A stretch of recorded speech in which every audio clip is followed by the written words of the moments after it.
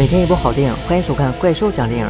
你能相信一个成年男子被手指大小的玩具杀死吗？小白是一位职业的杀手，这一天他受雇刺杀一位玩具公司的 CEO， 刺杀很顺利，没有被任何人发现。唯一目睹他杀人的只是一些没有灵魂的玩具而已。殊不知这些玩具将会是他一生的噩梦。小白回到家不久，门铃响起，打开门后空无一人，在地上仅有一个包裹。他在想，最近自己也没有网购，怎么会有快递呢？但是貌似小白有拆快递的癖好，想都没有想，直接拿回包裹，然后拆开。包裹中是一个铁质的箱子，在箱子上贴有寄件地址，而地址正是他之前刺杀的玩具 CEO 的工厂。箱子上还有一张纸条，提示他箱子内部有劲爆的惊喜。在好奇心的驱使下，小白还是谨慎地打开了箱子。箱子里边不过是一套士兵玩具，有步兵、直升机、医生、榴弹炮等，看起来就是一个作战军团。他拿起了一个玩具士兵，观摩了许久，并没有发现异常，反而觉得是一场恶作剧。放下玩具，来到厨房，突然砰的一声，玩具盒子自己滚落在地，里边的玩具士兵却不翼而飞。小白在房间内四处寻找，这时脚下被不明的物体袭击，小白急忙弯腰查看，攻击他的物品正是玩具士兵手中的军刀。他本能向后退了2步，想仔细观察什么情况，只见柜子底下袭来大量的枪弹，并伴随着威力巨大的导弹。小白可算明白是玩具复活了，要杀死自己。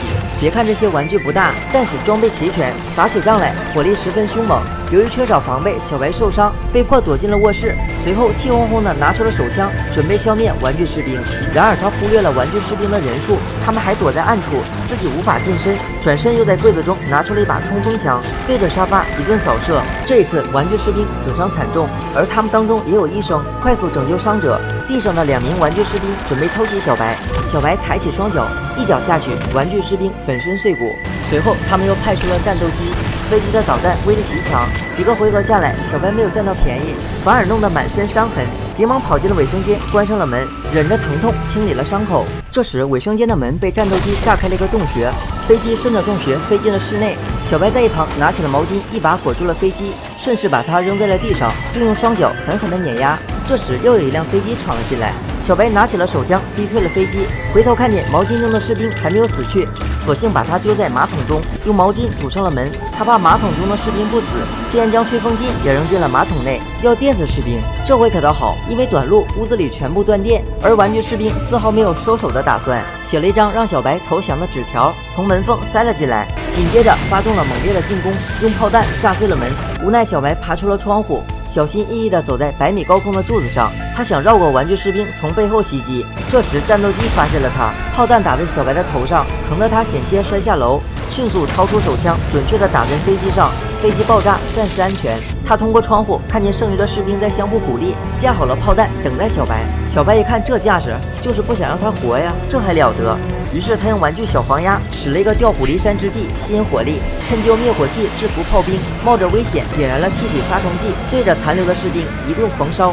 看着眼前的玩具士兵纷纷倒下，他很兴奋，还拿出了刀子将他们解体分离，剩下的几个士兵也用箱子砸得粉碎。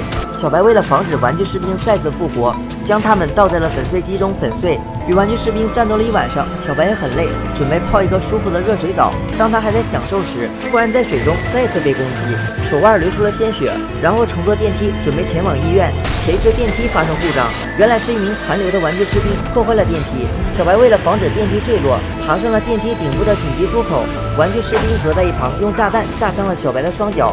小白急忙爬进了旁边下降的电梯，按下了1楼的停靠按钮，心想这回应该会平安无事。这时玩具士兵从他的脚跟爬出，来到了小白的身上，拿出了武器对着小白的胸口一顿乱刺。叮咚一声，电梯门开了，小白疼得晕了过去。就在玩具士兵得意洋洋毫无防备的情况下，小白一把抓住了士兵，将他按在了电梯口，随后电梯门关闭，夹碎了玩具士兵的头颅。本以为到这里一切都应该结束了，而令小白没有想到的是，在玩具士兵的身体里藏了一颗核炸弹，整个电梯发生爆炸，最后小白还是死在了玩具士兵手中。到此影片结束。正所谓因果报应，小白刺杀了玩具工厂的 CEO， 相当于杀死了玩具的父亲。作为儿子，理所应当为父报仇。士兵虽小，但只要数量够多，一个信念仍然坚不可摧，验证了万蚁实相的理论。本部影片是噩梦工厂中的第一个故事——玩具战场。电影看似是一个荒诞无厘头的小故事，但在背后充斥着人性的考验。剧情从铺垫到抖包袱，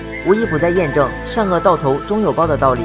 不过话说回来，假如你面对这些玩具士兵时，你应该如何打败他们呢？欢迎大家留言讨论。好了，本期影片到这里了，我是怪兽，让我们下一期见，拜拜。